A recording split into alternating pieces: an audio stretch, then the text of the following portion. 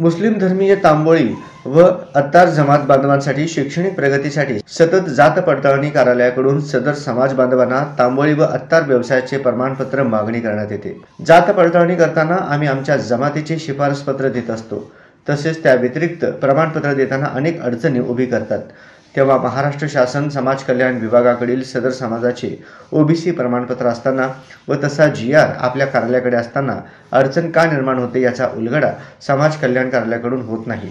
म्हणून मुस्लिम धर्मीय तांबोळी व अत्तार समाज बांधवांनी ओबीसी प्रमाणपत्र काढल्यानंतर त्यानुसार जात पडताळणी कार्यालयाकडून प्रमाणपत्र अधिकृत मानावे। तसेच मुस्लिम धर्मीय तांबोळी अत्तार समाज संस्थेचे शिफारस पत्र अधिकृत व ग्राह्य धरण्यात येऊन भविष्य निर्माण करणाऱ्या विद्यार्थ्यांना थेट प्रमाणपत्र मिळावा ही अपेक्षा आणि महाराष्ट्र शासनाकडून जिल्हास्तरीय जात पडताळणी कार्यालयात मुस्लिम ओबीसी समाजकरिता स्वतंत्र विभागाची सोय करावी अशी मागणी मुस्लिम तांबोळी व अत्तार जमात सोलापूर शहर व जिल्ह्याचे ज्येष्ठ कार्यकर्ते खाजा हुसेन अत्तार समाज संस्थेचे सचिव कय्यूम तांबोळी, युनुस तांबोळी, मेजर रियाज अत्तार, हमीद तांबोळी, पत्रकार युनिस अत्तार या शिष्टमंडळाने जिल्हाधिकारी साहेब सोलापूर यांच्याकडे लेखी निवेदनाद्वारे केली आहे। मी खाजा हुसेन अत्तार मुस्लिम धर्मीय तांबोळी अत्तार समाज संस्थेचा एक प्रमुख कार्यकर्ता आज माननीय जिल्हाधिकारी यांच्याकडे लेखी निवेदन देण्यासाठी आलो असता या ठिकाणी मुस्लिम धर्मीय तांबोळी अत्तार समाज संस्थेच्या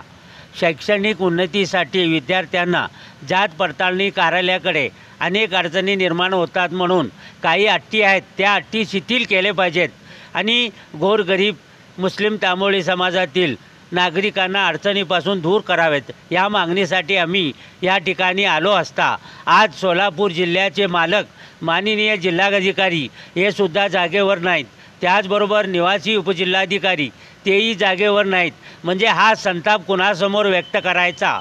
कारण माननीय मुख्यमंत्री देवेंद्रजी फडणवीस साहेब हे ॲक्शन मोडवर आलेले आहेत, परंतु सोलापूरचा ॲक्शन मोड काय आहे याची परिस्थिती त्यांनी तपासावी आणि सर्वसामान्य माणूस जिल्ह्यातून ग्रामीण भागातून आज ह्या जिल्हाधिकारीकडे आशेने येतो त्या आशाचं काय होतं आहे? आज खर्चाची परिस्थिती प्रवास खर्च एवढं सगळं हेलपाटा करूनसुद्धा आज जिल्हाधिकारी भेटत नाहीत, निवासी उपजिल्हाधिकारी भेटत नाहीत। आम्हाला न्याय मिळायचा तर कुणाकडे अपेक्षा करायची अशी परिस्थिती सर्वसामान्य समाजाची आहे।